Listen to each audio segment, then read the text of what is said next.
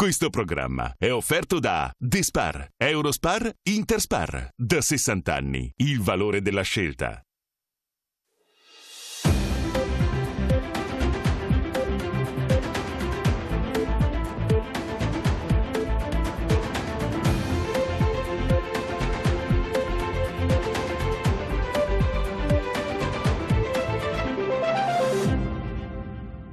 Buonasera, bentrovati, primo Sitter Pares, appuntamento del lunedì, mercoledì, gruppo TV7, come di consueto. Vi ricordo che siamo in diretta anche sulla pagina Facebook. Avete già visto il tema della serata, i soldi arriveranno oppure rimarranno un sogno? A taluni sono arrivati, ad altri no, ne parleremo in questa trasmissione con ospiti importanti, quindi seguiteci perché sarà una puntata molto interessante, soprattutto per chi attende ancora che arrivino questi benedetti o maledetti soldi, come meglio volete chiamarli. Tutto questo con ospiti di Roberto Marcato, assessore regionale sviluppo economico, grazie assessore di essere con noi. Saluto Francesco Pontelli, economista, buonasera. Saluto anche Antonino Pipitone di Italia Viva, buonasera a tutti e tre, grazie di essere qui. Doveva esserci qui anche Vincenzo Marinese, purtroppo pochi minuti fa mi ha telefonato che ha un po' di febbre, febbriciatola, mi auguriamo che sia semplicemente una febbriciatola passeggera, dunque un in bocca al lupo. Invece fra poco arriverà nella seconda parte anche Patrizio Bertin, che è il presidente di Confindustria Veneto. Comunque il problema, come di consueto, è un problema, parleremo questa sera del problema economico. Prima di iniziare a parlare andiamo a vedere un servizio di questi soldi, come sono arrivati o come non sono arrivati, e poi ne discuteremo in studio con i nostri ospiti. Vediamo. Nei mesi in cui l'Italia si è ritrovata a confrontarsi con l'emergenza sanitaria, l'impatto che il lockdown ha avuto sull'economia è stato letteralmente devastante. Secondo le ultime stime dell'Ocse, il PIL nazionale calerà dell'11,3% nel 2020, addirittura del 14% se nella stagione autunnale il virus dovesse ripresentarsi. In questo contesto il governo italiano ha operato con massicci interventi di sostegno all'economia del paese. Parliamo di quella che il premier Conte e il ministro dell'economia Gualtieri hanno definito una potenza di fuoco, sostegni a lavoratori e imprese che, a dirla tutta, per ora sono servite solo in parte a risollevare le finanze delle famiglie e la produttività dell'economia italiana. In 4 situazioni il governo ha varato misure di sostegno all'economia. Il 2 marzo con il decreto urgente a favore di aziende e lavoratori nelle zone rosse, il 17 marzo con il decreto Cura Italia, il 6 aprile con il DL Liquidità e il 13 maggio con il decreto Rilancio. Complessivamente un impegno economico di enorme portata per le casse dello Stato, reso possibile anzitutto dallo scostamento di bilancio autorizzato dal Parlamento a inizio marzo e poi soprattutto dalla sospensione del patto di stabilità varata dall'Unione Europea il 23 marzo scorso. Nel decreto Cura Italia stanziamento per 25 miliardi di euro e mobilitazione dei finanziamenti per 350 miliardi complessivi. Nel decreto Liquidità 200 miliardi di euro di garanzie sul piatto delle banche che finanziano le imprese, dei quali 30 miliardi destinate alle PMI. Con il decreto Rilancio infine altri 55 miliardi di euro di indebitamento netto dello Stato, che arrivano a 155 miliardi se si considerano anche gli impegni assunti dallo Stato in attività finanziarie. Nel complesso, a favore dei lavoratori sono state introdotte misure di ampliamento della cassa integrazione, indennizi per le categorie rimaste a casa, misure di tutela delle posizioni lavorative e di sostegno ai lavoratori in quarantena. A favore delle imprese invece, contributi a fondo perduto, moratorie per i finanziamenti e sospensione dei mutui, potenziamento del fondo di garanzia e strumenti per un più semplice accesso al credito, oltre alla sospensione di versamenti, ritenute, contributi e adempimenti fiscali. Sono in tanti, in entrambi i casi, a non aver tuttavia ancora avuto concretamente gli aiuti promessi. Il bonus di 600 euro ha accreditato inizialmente 2,37 miliardi sul conto di poco meno di 3,9 milioni di lavoratori autonomi, quindi dal 20 maggio sono partiti gli accrediti previsti dal decreto Rilancio, che ha aumentato la platea dei beneficiari a oltre 4 milioni di assegnatari. Nulla hanno percepito invece i professionisti iscritti alle casse di previdenza, mentre le Colf stanno ricevendo i 500 euro di aprile e maggio se non convivono col datore di lavoro. Ben più tortuoso il percorso per le imprese. Il rinvio di tasse, IRAP e IVA e lo stop alle cartelle esattoriali procede, come pure il credito d'imposta del 60%, ma c'è da aspettare ancora per i 6 miliardi di contributi a fondo perduto per le imprese con cali di fatturato. Viaggia a rilento pure l'erogazione dei prestiti miliardari garantiti dallo Stato. Fino a metà giugno sono pervenute al Fondo Centrale oltre 630.000 richieste di accesso alla garanzia e ne sono state accolte per un totale di finanziamenti superiore ai 50 miliardi di euro, ma solamente poco più di 10 miliardi miliardi sono già stati erogati. Il problema è che non tutti gli istituti bancari procedono infatti con altrettanta efficacia e rapidità all'elargizione dei finanziamenti, tanto che Antitrust ha avviato un'istruttoria e Banca Italia ha bacchettato gli istituti a non mettere paletti non previsti. Infine, come sempre, i lavoratori. 7,7 milioni sono coloro che hanno chiesto la cassa integrazione, che ad oggi è arrivata solo a 5,5 milioni di persone, ma a 4 milioni è stata anticipata dal datore di lavoro. Non è un problema di fondi, ma di pratiche, quel complesso meccanismo della cassa in deroga che ha imbarazzato governo, INPS e regioni prima dell'introduzione della nuova misura che consente all'INPS di anticipare il 40% dell'assegno, ma che si applicherà solo dal 19 giugno. Il divieto di licenziare rimane in vigore fino a metà agosto, mentre il reddito di emergenza per le famiglie più bisognose, l'ultima novità da 1 miliardo di euro, si può richiedere online dal 22 maggio scorso. Allora, abbiamo visto un servizio molto completo e ovviamente abbiamo discutere prima nel presentare Patrizio Bertin, che dovrebbe arrivare tra poco. L'ho presentato come presidente di Confindustria, ovviamente sbagliandomi con Vincenzo Marinese, che è presidente di Confindustria di Venezia, invece è presidente di Confcommercio Veneto. Era per correttezza, me l'ha fatto presente Roberto Marcato, credo sia giusto dirlo. Sento tutti questi numeri, inizio da Roberto Marcato, che è l'assessore allo sviluppo economico del Veneto, perché sento tutte queste cifre, miliardi di qua, miliardi di là. Mi dicono che questo è un governo nella storia, Roberto Marcato mi dica se sbaglio, che ha elargito in questa emergenza soldi a tonnellate, uso un termine magari non carino da usare, però così, cioè ha messo sul piatto della bilancia tantissimi soldi, da riempirsi davvero e da star bene tutti. Però poi succede che la burocrazia, le banche e tant'altro impediscono che ciò avvenga. Perché secondo lei questo, e se è vero quello che le ho detto, e se c'è qualcosa da modificare? Conte in Parlamento ha detto, in Camera ha detto che cercherà di abbreviare che appunto questa problematica, che i soldi arriveranno prima, però tutte le volte lo dice, però tutte le volte poi le cose si complicano e il buon Pontelli poi mi dirà anche il perché. Allora, quando il Premier dice in un tweet che dopo i vari decreti c'è una potenza di fuoco di 650-700 miliardi di euro, dice una cosa corretta, nel senso che è una potenza che è rimasta tale, perché i soldi messi, quelli veri, nel primo provvedimento a favore del credito bancario sono 20 miliardi, che sono comunque una cifra importante, ma di questo stiamo parlando. Poi per tutto un effetto moltiplicatore, un effetto leva che non stiamo qua a tediare chi ci ascolta, si può arrivare a n miliardi di interventi. Allora, quali sono gli elementi di criticità di tutte queste manovre? Non tanto nel merito, nel senso che ognuno di noi può avere la ricetta ideale per usare le risorse pubbliche a favore delle imprese, ma è nelle modalità. Cioè io mi aspettavo francamente che, visto la pandemia che stiamo vivendo, visto la crisi assolutamente nuova e devastante che abbiamo vissuto, io mi aspettavo quantomeno un cambio di passo rispetto al passato. E invece ci siamo resi conto che le liturgie della politica sono così straordinariamente granitiche che non le tocca nessuno. Esempio, soldi, interventi a tutti, a prescindere da. Cioè noi abbiamo avuto nei 3 mesi di lockdown delle imprese, penso alla classica bottega alimentare di paese, che hanno visto i fatturati aumentare in maniera davvero importante. A questi titolari di impresa sono arrivati 600 euro, così come sono arrivati alla parrucchiera che è rimasta chiusa e che ha visto la sua azienda fortemente in crisi. Io fossi stato il governo avrei detto: a te che sei rimasto aperto e che hai avuto anche un incremento di reddito, non do nulla. Però è difficile trovare... No, non è difficile. Piuttosto do 1.200 euro invece a chi è rimasto chiuso. Cioè anche sta... Sì, ma mi scusi, perché come fa a sapere quello che rimane aperto in periodo di emergenza? No, perché ci sono i codici. No, abbiamo chiuso con dei codici Ateco precisi. Abbiamo la mappa chiarissima di chi è rimasto aperto e di chi invece è stato costretto a chiudere. Quindi intercettarli era facilissimo. Il problema è che piuttosto di fare una scelta come questa, che significa consenso elettorale, significa tensioni sociali, si preferisce dare tutto a tutti. Io lo trovo profondamente sbagliato. 2.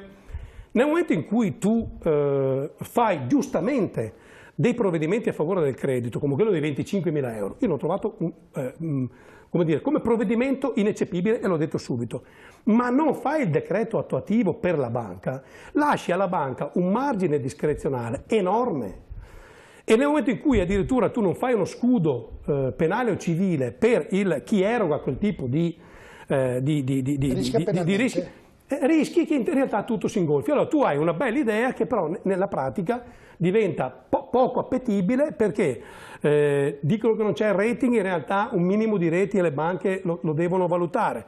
Una cosa e l'altra, insomma, alla fin fine su una potenza di fuoco che poteva essere interessante siamo ridotti. Altro elemento, per dirvi sempre della liturgia della politica, una delle cose che già prima facevo fatica a capire, ma insomma adesso ancora meno, reddito di cittadinanza. Il reddito di cittadinanza è uno strumento che aiuta le persone che non hanno lavoro a trovare un lavoro, cioè fin tanto io ti accompagno a un posto di lavoro e fin tanto che tu non lo trovi io ti do una risorsa che ti consenta di sopravvivere. Perfetto, nel senso che un paese civile si deve preoccupare anche di chi muore di fame, anzi soprattutto di chi muore di fame. E c'era prima una clausola che diceva: io ti do 3 possibilità di andare a lavorare, se tu a tutte e 3 queste chiamate dici di no, io ti tolgo il reddito di cittadinanza. In questo periodo hanno tolto le 3 chiamate, quindi tu puoi avere il centro per l'impiego che ti chiama 250 volte, ti che dici no grazie, tu stai sul tuo divano a mangiare patatine e guardare la televisione e io continuo a dare il reddito di cittadinanza. In un momento in cui il mondo ci dice che non ci sono risorse sufficienti. È profondamente sbagliato. Poi nella strategia comunicativa, per 3 mesi, 4 mesi ci dicono i soldi europei sono incondizionati, cioè l'Europa ci dà sotto formula di prestito a restituzione e sotto forma di fondo perduto, la formula del fondo perduto ci dà un monte di miliardi di investimento e che non hanno condizionalità, non sono condizionati. Noi abbiamo dei dubbi, no, non c'è nessuna condizionalità, poi alla fine arriva il vicepresidente della Commissione europea che dice, attenzione, noi i soldi all'Italia li diamo, a patto che l'Italia faccia investimenti e riforme che siano in linea con le strategie programmatiche dell'Europa. Cioè ragazzi, a meno che la semantica improvvisamente non sia diventata un'opinione, questa si chiama prestito condizionato. Che voglio dire, possiamo essere d'accordo o meno, io non sto dicendo non li dobbiamo avere, ma dobbiamo raccontare la verità. Invece sia nella comunicazione sia nell'approccio alla crisi le liturgie della politica sono le stesse identiche. Ma quando parliamo di sburocratizzazione... Secondo lei, Marcato, lo fanno apposta perché sono incapaci del suo ragionamento? No, è un problema endemico della classe dirigente di questo Paese. Una classe dirigente, per essere tale, ha bisogno di assumersi la responsabilità e di coraggio. Perché io mi rendo conto che fare delle scelte significa scontentare qualcuno, perché ogni scelta è una rinuncia. Però, signori miei, almeno di fronte a un coronavirus, non fosse altro per i morti che abbiamo avuto, cioè facciamolo per loro. Cambiamo, per una volta cambiamo, cioè prendiamoci, assumiamoci la responsabilità di una scelta. Parliamo di burocrazia e allora fammi un decreto, un DPCM che sia leggibile, perché nel momento in cui tu mi fai un decreto che ha bisogno di 98 decreti attuativi, però anche qui, non arriveremo mai a un decreto. Ma anche qui, Roberto Marcato, la burocrazia nella storia del popolo italiano, del paese italiano, degli amministratori politici italiani, in tutti i governi che si sono succeduti, ha sempre avuto grandi problemi. Non è che con Berlusconi... Non avevamo il coronavirus, cioè, come dire, io sono un ottimista impenitente, cioè, per me c'è sempre la possibilità di andare avanti e di migliorare. Però francamente uno che viene dubbio, cioè se nemmeno di fronte a una strage come quella che abbiamo avuto con il coronavirus che ha lasciato decine e decine di morti nelle nostre città, di fronte a un crollo del PIL che insomma, per il Veneto dovrebbe chiudersi intorno al 7,10, 7,20%, meno 7, mai visto una roba del genere. Per l'Italia addirittura superiore al 10%. Di fronte alla possibilità che si innesti una crisi importante anche per i prossimi mesi, se non anni. Cioè, di fronte a questo uno dice, ma butto che nemmeno questo ha smosso. È questo che è preoccupante. Certo. Sono d'accordo con lei che sono 100 anni che parliamo di sburocratizzazione, ma se non la facciamo adesso uno perde speranza. Certo, non abbiamo il coraggio, i dirigenti che devono votare obiettivamente questa... Allora, guarda, io sono convinto che al Consiglio dei Ministri non è che là abbiamo dei ministri che dicono chissà come possiamo fregare gli italiani. No, loro partono con idee buone. Dopodiché il decreto lo scrive il burocrate e scrive un decreto che di fatto lo rende inattendibile. Però le spiego, io sono il burocrate e con i governi che ne si sono succeduti, mi permetta, non mi fido di firmare, perché ho 1000 1000 carte, 1000 pratiche da vedere e verificare. Allora tu burocrate fai il tuo.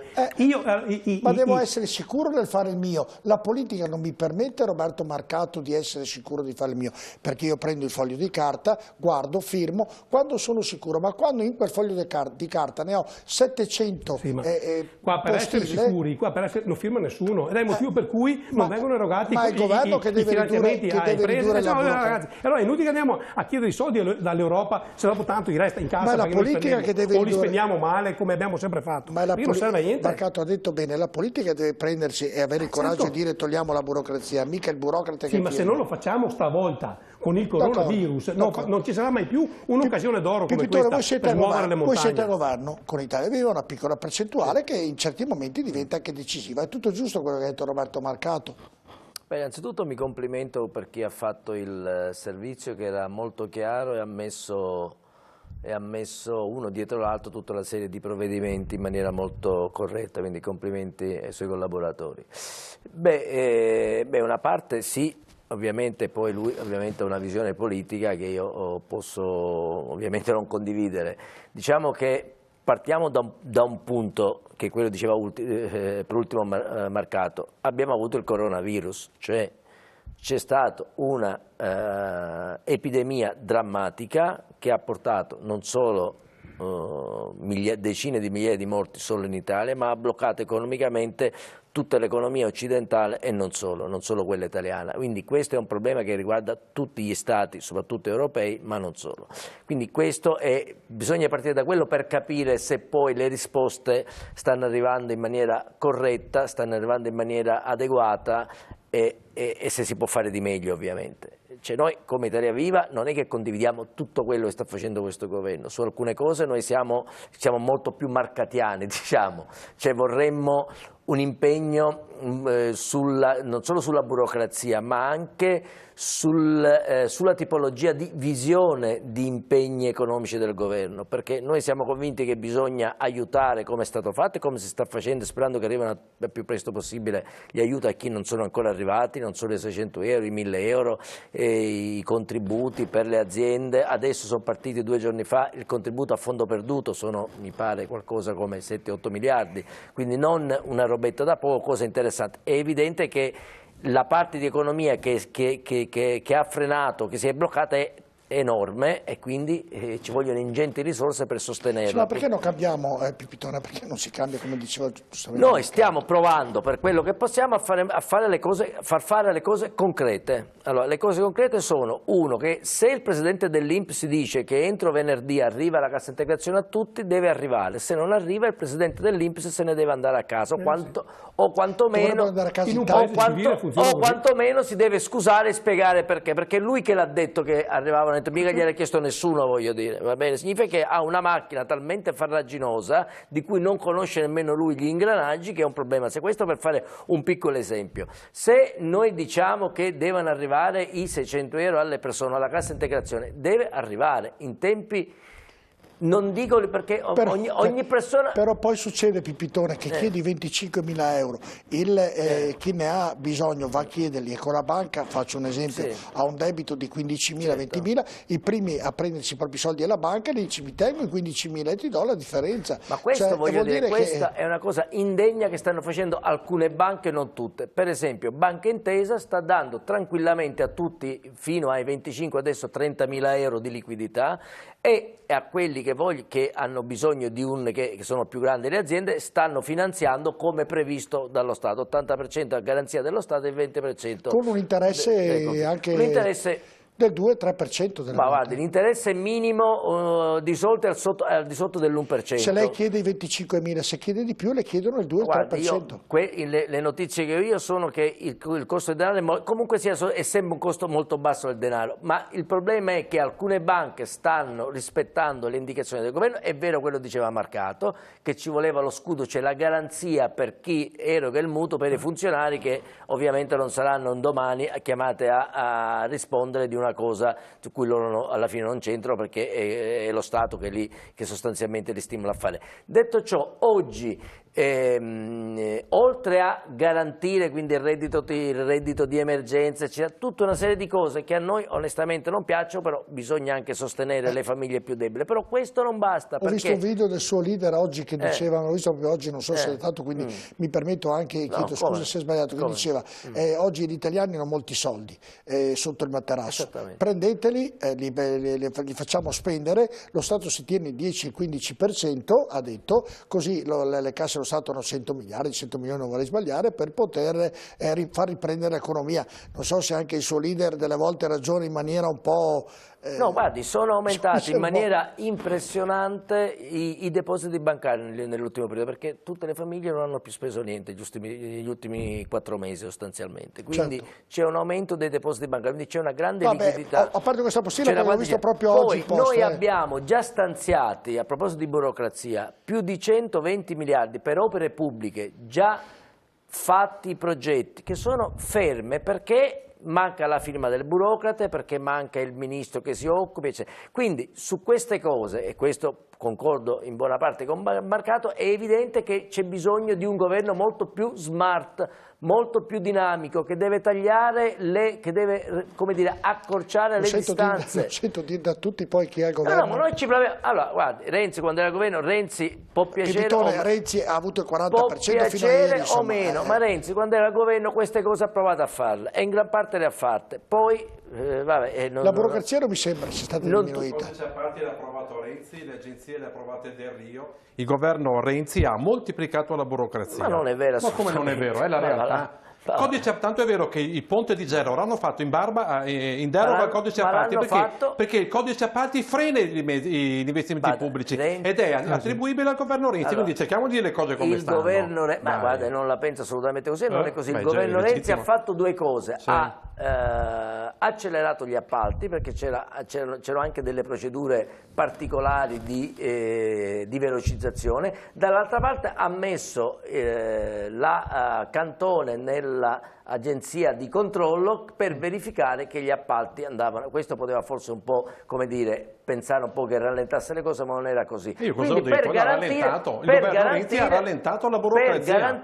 Per garantire che gli appalti ovviamente fossero controllati, questo non c'è dubbio. Dopodiché, come dire, Renzi su questo è sempre stato molto poi è evidente che i miracoli non li fa nessuno, ma tante cose... Quindi in soldoni Renzi ha aumentato i tempi della burocrazia, perché se ha inserito il codice appalti, ha inserito Cantone, questo l'ha detto a lei adesso, io le riconosco le onestà intellettuali di dirlo, questo ha aumentato i tempi, sì, li ha aumentati, quindi il governo Renzi ha aumentato i tempi della burocrazia, non li ha diminuiti. Fermi lì che è la pubblicità. Ma non è vero. Tra poco.